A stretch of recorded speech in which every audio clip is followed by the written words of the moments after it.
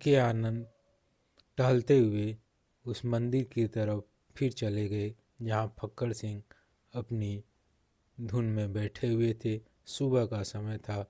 फक्कड़ सिंह की महफिल अब पहले से ज़्यादा जम गई थी। अब वहाँ उनको सुनने के लिए पहले से ज़्यादा लोग आने लगे थे।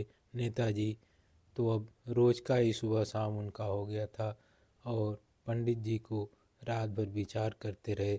और पंडित जी फक्कड़ सिंह की बातों से असहमत नहीं थे। पंडित जी तो अभी ब्राह्मण, क्षत्रिय, वैश्य और शूद्र पर ही अटके हुए थे और कुछ अम्बेडकर के अनुयायी थे। वो तरह तरह के प्रश्न लेकर पहुंच रहे थे। आज सुबह फक्कड़ सिंह अपनी उसी चबूतरे पर बैठे हुए अपना लाई चना सुबह का नाश्ता में लाए हैं। सूरज की किरणें मंदिर की सीढ़ियों पर पड़ रही हैं और नदी की धारा कल कल बह रही है और वहाँ सूरज की लालिमा दिखाई पड़ रही है और नदी की धारा से सूरज की लालिमा की किरणें प्रकाशित होकर परिवर्तित होकर मंदिर की तरफ आ रही है। और इस तरह से सूर्य देव और नदी की कलकल धारा से बहती हुई सूर्य की रश्मि किरणें दोनों ही मंदिर परिसर को जल गुंजायमान मंदिर परिसर को प्रकाशित कर रहे हैं। फक्कड़ सिंह के सामने मंदिर परिसर से थोड़ी ही दूरी पर एक बरगद का बहुत बड़ा वृक्ष है। उस पर चिड़ियाँ चहचहा रही हैं। सुबह की आनंद है। सुबह के आनंद में रात की थकावट को समाप्त करके सभी जीव जंतु बाहर आ गए हैं और सब में एक नया जोश, सब में एक नया उत्साह है। बरगद के वृक्ष पर बैठी हुई चिड़ियाँ, बरगद के वृक्ष पर बैठे हुए चिड़ियों का झुंड इतनी कोलाहल कर रहा है कि जैसे प्रकृति अभी अभी निद्रा से जागी है और खूब हिलोरे मार रही हैं। नदी की धारा भी तरंगमय है और से लगता है कि नदी रात भर प्रदूषण से मुक्त होने के कारण ज़्यादा ही स्वच्छ रूप में अभी बह रही है। कल कारखानों का, इंडस्ट्रीज का मैला कूड़ा कचरा और गंदा पानी रात को नहीं आने के कारण नदी की धारा भी ज़्यादा ही स्वस्थ है और बालू की रेत पर भी किरणें चमक रही हैं। आबो हवा थोड़ी सी ताज़ी लग रही है क्योंकि रात भर चलने वाली गाड़ियों के धुएं से जो शाम का मौसम होता हुआ ज़्यादा ही प्रदूषित है और आबो हवा रात के विश्राम के बाद एक नई ताजगी में भरी हुई है। संपूर्ण सृष्टि में और मंदिर के आसपास की संपूर्ण आबो हवा में एक ऊर्जा विद्यमान है, एक प्रफुल्लता विद्यमान है। और लेकिन पंडित जी तो अपनी ही धुन में रात भर पोथी पत्रा उलटते रहे और विचार करते रहे कि ब्राह्मण, क्षत्रिय, वैश्य, शूद्र के विषय में फक्कड़ सिंह ने ऐसा बोल दिया और उस अम्बेडकर चमार को तो कह दिया कि वो तो सनातन का योद्धा था। ये तो बहुत ही गड़बड़ बात हो गई। पंडित जी को ये बात नहीं पच रही थी। लेकिन दूसरी तरफ नेताजी को तो अपनी रोटी सेकने के लिए, अपना वोट बैंक के लिए किस तरफ ज़्यादा भीड़ है उस तरफ अपने को अपना रास्ता तलाश रहे थे। उस तरफ जाने के लिए अपने को सोच रहे थे कि भविष्य में फक्कड़ सिंह का साथ करने से हो सकता है कि फक्कड़ सिंह के अनुयायी मेरे साथ हो जाए और मेरी सरकार बना दें।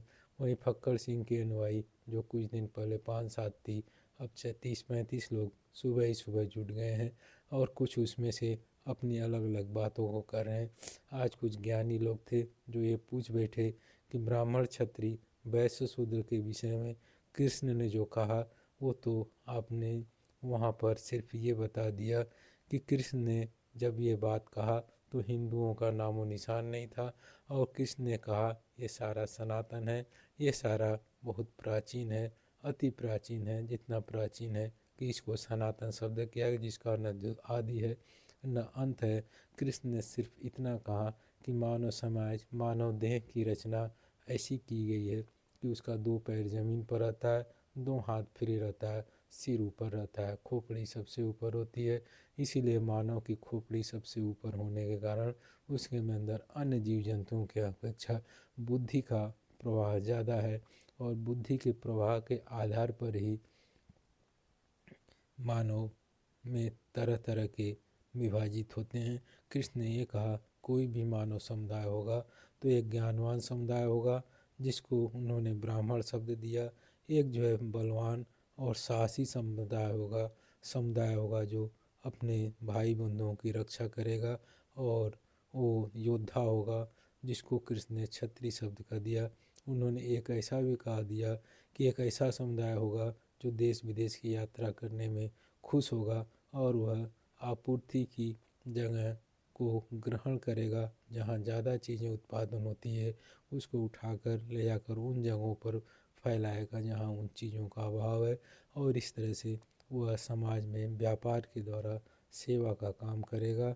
और मानव समुदाय में एक ऐसा भी होता है जो बौद्धिक रूप से कमज़ोर होता है और वह दूर नहीं जा सकता, वो युद्ध नहीं लड़ सकता, वो तर्क वितर्क कम कर सकता है, शास्त्र नहीं बाँध सकता, बुद्धि कम चला सकता है और उसको भी सम्मान से जीने का मानव का अधिकार है और मानव होने के कारण है। और वह कम बुद्धि होने के कारण उसको छोटा कहा जाएगा, छोटा बुद्धि का आदमी। और उन्होंने शूद्र कर दिया। शूद्र का अर्थ ये जो छोटा हो। शूद्र का शरीर कोई ब्राह्मण के शरीर से छोटा नहीं होता है। शरीर की रचना दोनों की एक जैसी है। कोई शूद्र ऐसा नहीं होता है कि 1 सवा फीट का होगा और ब्राह्मण 5-10 फीट का होगा। शूद्र का शरीर रचना उतनी ही है जितने ब्राह्मण की है। जितना लंबा चौड़ा शूद्र हो सकता है उतना ही लंबा चौड़ा ब्राह्मण होता है। इस तरह से मानव शरीर की कदकाठी के आधार पर कृष्ण ने यहाँ विभाजित नहीं किया था। शूद्र को उन्होंने सिर्फ इसलिए कहा था कि वो बुद्धि से कमज़ोर है और बुद्धि से कमज़ोर होने के कारण, कम बुद्धि का होने के कारण उसके लिए सेवा कार्य ही सबसे उचित मार्ग है अपने जीवन को जीकर आगे बढ़ने का। इसलिए कृष्ण ने अपने भाग में, अपनी गीता में यही कहा जो फक्कड़ सिंह ने कह रहे थे कि किसी भी मानव समुदाय में ब्राह्मण, क्षत्रिय, वैश्य और शूद्र होना नितांत नितांत आवश्यक नहीं है, बल्कि ये एक घटना है जो अवश्य ही घटित होगी। किसी भी समुदाय में सभी बुद्धिमान नहीं हो सकते, किसी भी समुदाय में सभी योद्धा नहीं हो सकते, किसी समुदाय में सभी देश विदेश की यात्रा नहीं कर सकते और किसी भी समुदाय में सभी कम बुद्धि के नहीं हो सकते, मंद बुद्धि के नहीं हो सकते या कम तर्कशील नहीं हो सकते। इस तरह से कृष्ण ने तो मानव समाज में एक सामाजिक रचना की बात कही कि ये मानव समाज में ये 4 तरह के लोग होते हैं। लेकिन कृष्ण ने एक बहुत बड़ी बात कही, सनातन योद्धा श्री कृष्ण ने एक बहुत बड़ी बात कही। ये सभी शिव के अंश हैं, ये सभी शिव की ऊर्जा को धारण किए हुए हैं और ये सभी शिव की ऊर्जा से ही चलते हैं, फिरते हैं, भोजन करते हैं, जीवित रहते हैं, सांस लेते हैं, सोचते हैं और शिव की ऊर्जा ही इनके देह को संचालित करती है। कहा जाता है कि ऊर्जा का केंद्र एक ही है, लेकिन शरीर का विकास अलग अलग होने के कारण इनके कार्य और दायित्व अलग अलग हो जाते हैं। क्योंकि जो अपनी गति में ज़्यादा समझदार बुद्धिमान है वो समाज को दिशा देता है, समाज को नए नए आविष्कार की तरफ ले जाता है, समाज को नई ऊंचाइयों पर ले जाता है। जो शस्त्र धारण कर सकता है, जो सीने पर वार खा सकता है, जो शत्रु को पराजित कर सकता है, शत्रु की चालों को समझकर उसको अपने समुदाय से दूर रख सकता है, ऐसे को क्षत्रिय कहा गया। और पूरे समुदाय को पालन पोषण करने के लिए जो देश विदेश की यात्रा कर सकता है और अधिक उत्पाद को कम उत्पादक की जगहों तक प्रसारित कर सकता है, वह वैश्य है। और ये तीनों काम को जो नहीं कर सकता, जो थोड़ा अशक्त है या जो थोड़ा बुद्धि से कम है, जो हो सकता है वह जो है उसको भी जीने का उतना ही अधिकार है जितना कि इन तीनों को है। ऐसी स्थिति में जब शिव का अंश, शिव की ऊर्जा ही समस्त में संचालित है तो कोई अछूत कैसे हो गया, कोई जो घृणा का पात्र कैसे हो गया। जब शिव की ऊर्जा ही ब्राह्मण में संचालित है, शिव की ऊर्जा ही शूद्र में संचालित है, तो ब्राह्मण को या किसी को भी शूद्र का शोषण करने का अधिकार कतई नहीं मिल जाता है। ऐसी स्थिति में सच बात तो एक है कि कृष्ण ने कर्म के सिद्धांत को भी कहा है, उसको कोई नहीं मानता। कर्मण्येवाधिकारस्ते मा फलेषु कदाचन। भक्कड़ सिंह कर रहे हैं। जो जैसा कर्म करेगा वैसा फल देगा भगवान, यह है गीता का ज्ञान। यह है गीता का ज्ञान। सनातनी कृष्ण ने कहा है कि जो जैसा कर्म करेगा वैसा ही फल देगा। कर्म के बीज तुम्हारे साथ चिपके रहते हैं, कर्म की स्मृतियाँ तुम्हारे साथ चिपकी रहती हैं। अगर तुम किसी की घृणा कर रहे हो तो घृणा के बीज पहले तुम्हारे हृदय में पैदा होंगे जो तुम्ही को कष्टित करेंगे। किसी के प्रति तुम ईर्ष्या जलन से गठित हो तो ईर्ष्या के बीज तुम्हारे हृदय में पैदा होंगे जो तुम्हें जलाते ही रहेंगे। जैसा कि रामधारी सिंह दिनकर ने कहा है कि ईर्ष्या तूने गई मेरे मन से, और दूसरे ने कहा है कि ईर्ष्या दुख से सामने वालों को तो पता भी नहीं चलेगा कि ये पड़ोसी हमसे ईर्ष्या कर रहा है, लेकिन ईर्ष्या की आग में जिसके अंदर ईर्ष्या पैदा होती है वो जलते रहता है। और कहें कि कबीरदास ने कहा है, मिट्टी मुलना से कहे जबह करत है मोर, एक दिन ऐसा आएगा जबह करूँगी तोर।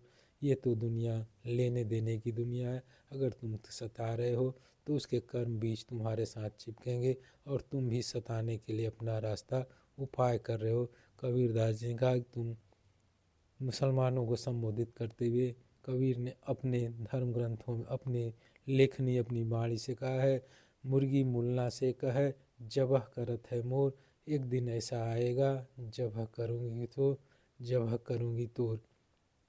अगर तुम मेरा कुर्बानी करते हो, मेरा गर्दन काट के अल्लाह के नाम पर कुर्बानी करते हो, तो वहीं पर कबीरदास जी कहते हैं, मुर्गी मुलना से कहे मौला से कहती है कि मेरा जबह कर रहे हो, मेरा कुर्बानी कर रहे हो अल्लाह के नाम पर, एक दिन ऐसा आएगा कि तुम मेरी जगह होंगे और मैं तुम्हारी जगह होंगी और मैं तुम्हारा जबह करूँगी। तब तुम्हें समझ में आएगा कि ये कुर्बानी क्या होती है। ये सारे संसार लेन देन का ही खेल है। इसी को कृष्ण ने कहा है, कर्मण्येवाधिकारस्तु, तुम्हारा कर्म करने पर अधिकार है। अगर तुम निष्काम भाव से कर्म करते हो तो ये कर्म तुम्हें नहीं लेते हैं, लेकिन यदि तुम किसी का शोषण निष्काम भाव से नहीं कर सकते, किसी की ईर्ष्या निष्काम भाव से नहीं कर सकते, किसी के प्रति जलन निष्काम भाव से नहीं कर सकते, और किसी को बेवकूफ़ भी निष्काम भाव से नहीं बना सकते, किसी को ठगना भी निष्काम भाव से नहीं कर सकते, और साथ ही साथ किसी को अपृष्य, किसी को छुआछूत से घोषित कर देना और किसी चमार से अपने को दूर भगाना कि ये छू जाएगा तो मैं अपवित्र हो जाऊंगा, ये अपवित्रता के बीच तुम्हारे अंदर पहले ही पड़ गए, छूने से पहले ही पड़ गए। ये सारे कर्म निष्काम भाव से नहीं हो सकता है।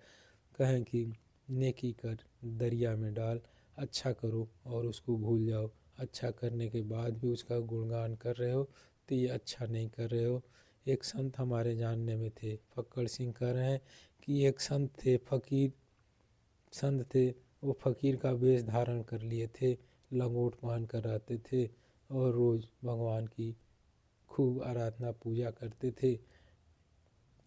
बीके आनंद वहाँ पहुँचे हुए थे, उनको सुनाते हुए कहा कि उनके यहाँ एक सूट बूट पहने हुए गाड़ी से कार से लोग पहुँचे, और वो फ़कीर जो थे, जो लंगोटधारी थे, उन्होंने कहा कि ये गाड़ी कितने की है। उस सूट बूट ने कहा ये तो 22 लाख की है। फ़कीर ने कहा मेरे पास भी ऐसी गाड़ी थी, और मेरे पास तो ऐसी एक नहीं 3 गाड़ियाँ थी, जिसमें एक में मैं चलता था और दूसरे में मेरे परिवार चलता था, और कभी कोई मेहमान आता था मैं भी चलता था। इस तरह से इतनी इतनी चीज़ें, इतनी इतनी संपदा छोड़ दिया, मैं फ़कीर बना बैठा हूँ। अब सोचो कि उस फ़कीर की स्मृति में जो लंगोटे पहने हुआ है अभी भी गाड़ी घूम रही है, अभी भी वैभव घूम रहा है, अभी भी धन संपदा हिलोरे मार रही हैं। वो अपने को छोड़ कर के लंगोट तो पहन लिया, सारे बदन को नंगा तो कर लिया, लेकिन गाड़ी और वैभव की स्मृति को आज तक नहीं भुलाया, और वही गाड़ी और वैभव की स्मृति उसको अपने मार्ग में मरते समय अपनी तरफ ले जाएगी। एक बार की बात है, हमने कहानी में पढ़ा था, फक्कड़ सिंह बोल रहे हैं कि एक वेश्या और एक पंडित साथ साथ मरे। पंडित का मतलब यहाँ पर जातिवादी से बात नहीं है, पंडित का मतलब यहाँ पर जो पुजारी है उससे मतलब है। तो वेश्या और पंडित एक साथ मरे और धर्मराज के दरबार में गए। धर्मराज ने वेश्या को तो स्वर्ग भेज दिया और पंडित को नर्क भेज दिया। पंडित को बड़ा गुस्सा आया, जीवन भर मूर्तियाँ धोया, जीवन भर आरती बंधन किया, जीवन भर घंटा हिलाता रहा और जीवन भर मैंने इतना भगवान की सेवा की और मुझे नरक भेज दिया। और धर्मराज भी कितना अस्थिर है, धर्मराज भी कितना अन्यायी है कि उस वेश्या को जो घृणित काम करती थी उसको उन्होंने स्वर्ग भेज दिया। उसकी फरियाद लेकर के बड़ी शेर सिफारिश के बाद धर्मराज के पास पुनः अपील किए कि मेरे प्रकरण में फिर से विचार किया जाए, कहीं आपसे कोई भूल तो नहीं हो गई, कहीं देखने में भूल तो नहीं हो गई लिखावट को, जहाँ उस वेश्या को नरक में जाना चाहिए और मुझे स्वर्ग में जाना चाहिए, आपने तो उल्टा कर दिया। धर्मराज ने पुनः उसकी स्थिति पे विचार किया, उनका लेखा जोखा किया और उन्होंने कहा कि तुम्हारा मंदिर और उस वेश्या का वेश्यालय का कमरा दोनों आमने सामने थे। वेश्या रोज बाहर निकलती थी, बाल झाड़ती थी, श्रृंगार करती थी और तुम मंदिर में रोज घंटा बजाते थे। उस वेश्या को देखकर तुम्हारे अंदर सुबह शाम यही चिंतन चलता रहता था, यह वेश्या कितने मज़े मार रही है, कितने मज़े मार रही है। और मैं यदि पंडित पुजारी न होता तो हम भी वेश्या के पास जाके कुछ मज़े मार लेता, लेकिन यहाँ तो मैं पुजारी बना हुआ हूँ, जा भी नहीं सकता।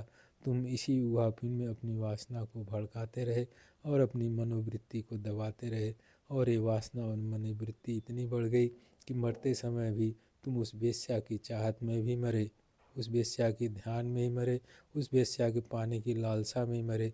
जबकि वह वेश्या नित्य मंदिर में दर्शन करती थी, वह देखती थी पुजारी रोज़ घंटा बजा रहा है, रोज़ घंट की आवाज़ आ रही है, रोज़ राम नाम शिव नाम का उद्घोष हो रहा है। वह वेश्या दिन भर प्रभु को अपने ही कमरे में प्रभु की एक छोटी सी फोटो के सामने विनती करती रहती थी, हे प्रभु मैंने क्या कर्म किए थे कि मुझे ऐसा कर्म मिला है। और वह पुजारी कितना महान है कि उसको सेवा का कर्म मिला है, हे प्रभु मेरी गलतियों को माफ़ कर देना। वह वेश्या दिन रात प्रभु से अपनी गलतियों को माफ़ी मांगती थी और वह हमेशा उस मंदिर के ध्यान में रहती थी। वह वेश्या का जीवन मंदिर के ध्यान में बीता और पुजारी जी आपका जीवन उस वेश्या के ध्यान में बीता। तो जैसी ध्यान वैसी गति, जैसी मति वैसी गति सिद्धांत है, वह सनातन का सिद्धांत है, जैसी मति वैसी गति। ऐसी स्थिति के कारण आपको नरक दिया गया और उस वेश्या को स्वर्ग दिया गया। यहाँ पर यही बात कही जा रही है कि ब्राह्मण क्षत्रिय वैश्य शूद्र ये चार वर्ण जो गीता में श्री कृष्ण ने बताए, फक्कड़ सिंह बोल रहे हैं कि गीता के चतुर्वर्ण मया सृष्टि गुण कर्म विवाह, ये कृष्ण द्वारा बताए गए चार शब्द ही लोगों ने गलत अंदाज लगा लिया और इन चार शब्दों के आधार पर समाज को विभाजित करके एक शोषक वर्ग पैदा हो गया और एक शोषित वर्ग पैदा हो गया।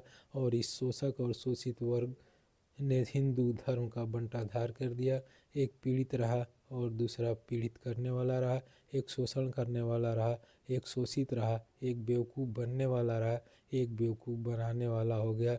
एक ही समाज में एक ही हिंदू धर्म के चारों भाई आपस में एक दूसरे का शोषण करते रहे, एक दूसरे को बेवकूफ़ बनाते रहे, एक दूसरे को अछूत करते रहे और अधिक बढ़ गई तो स्त्रियों तक को भी अछूत और त्याज्य घोषित करके उनको चिता में भी जला दिया।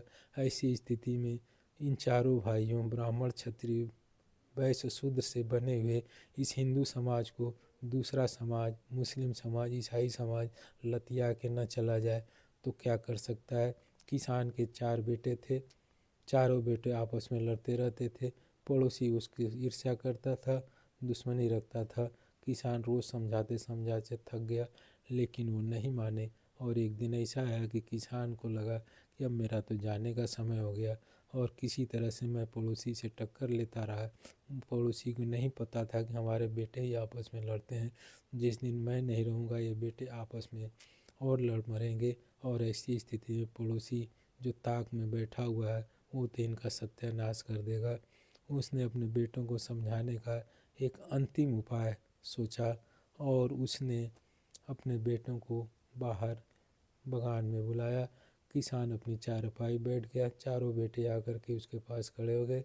उसने 4 लकड़ियाँ लाई थी, अपने बेटों को दिया और कहा इसको तोड़ो। सारे बेटों ने खटाखट तोड़ दिया क्योंकि वो तो युवा थे। इसके बाद किसान ने उसी तरह की 4 लकड़ियों को एक साथ इकट्ठा करके रस्सी से बांध दिया और उन एक एक बेटे को दिया और कहा इसको तोड़े।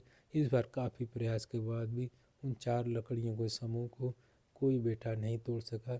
उस किसान ने बताया कि देखो ये 4 लकड़ियां हैं, इसको तुम नहीं तोड़ सके। अगर तुम एकजुट रहोगे तो तुम्हारा दुश्मन, तुम्हारा पड़ोसी भी तुमसे भय खाएगा और दूर रहेगा और तुम सुरक्षित जीवन यापन कर पाओगे।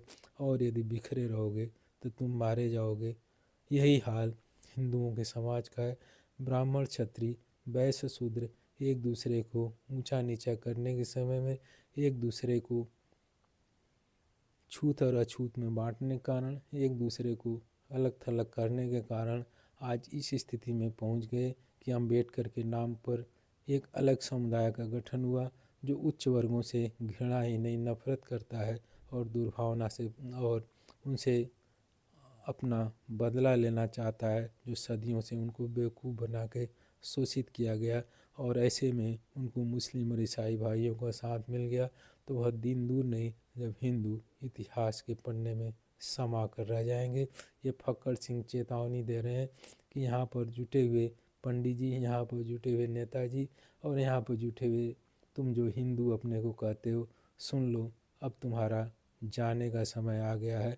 अगर अभी भी नहीं चेते, ब्राह्मण, क्षत्रिय, वैश्य, शूद्र के इस पिंजड़े को उठाकर बाहर नहीं फेंक दिए और कृष्ण की इस मूल भावना को नहीं समझ पाए कि उन्होंने गीता में ब्राह्मण, क्षत्रिय, वैश्य, शूद्र का जो नाम दिया था उसका पर्पज, उसका उद्देश्य दूसरा था। लेकिन तुमने उस दिए गए हथियार को, इस नाम रूपी हथियार को अपने ही खिलाफ प्रयोग कर लिया। कालिदास को कहा जाता है कि वो जिस डाल पर बैठे थे उसी डाल को काट रहे थे। भला कालिदास को तो कहा जाता है कि वो तो मूर्ख थे, मूर्ख ही नहीं महामूर्ख थे। लेकिन हिंदू जो 4 वर्णों में अपने को ब्राह्मण, क्षत्रिय, वैश्य, शूद्र जो नाम रखे हुए हैं, इस नाम के कारण जो बटे और जो समाज को हजारों भागों में बांट दिया हिंदू समाज को, उसका परिणाम ही हुआ अंग्रेज भी, मुसलमान भी, पठान भी, आने वाले विदेशी आक्रमणकारी भी इनको लतियाते रहे और इनको गुलाम बनाते रहे। अंग्रेज़ों ने तो इनको इनकी औकात दिखा दी, कुत्ते के बराबर बता दिया। ऐसी स्थिति में यदि अब भी चाहते हैं कि ये हिंदू इतिहास का पन्ना न बने तो इस ब्राह्मण, क्षत्रिय, वैश्य, शूद्र के अंतर्निहित कृष्ण के भाव को समझे और अपने समाज को एकजुट करने और एक दूसरे के प्रति किए गए अपराधों के लिए प्रायश्चित करने का मार्ग खोले और एक दूसरे को सम्मान देकर आगे बढ़ाए। तभी हिंदुस्तान के हिंदुओं का भला हो सकता है। नहीं तो इस लोकतंत्र में, इस गणराज्य राज में हिंदुओं का समाप्त हो जाना कोई कठिन काम नहीं है और जल्द ही इस लोकतंत्री गणराज्य में हिंदू इतिहास के पन्ने में समाहित हो जाएगा। ऐसा फक्कड़ सिंह भविष्यवाणी कर रहे हैं। ओम नमः शिवाय, ओम नमः शिवाय, ओम नमः शिवाय।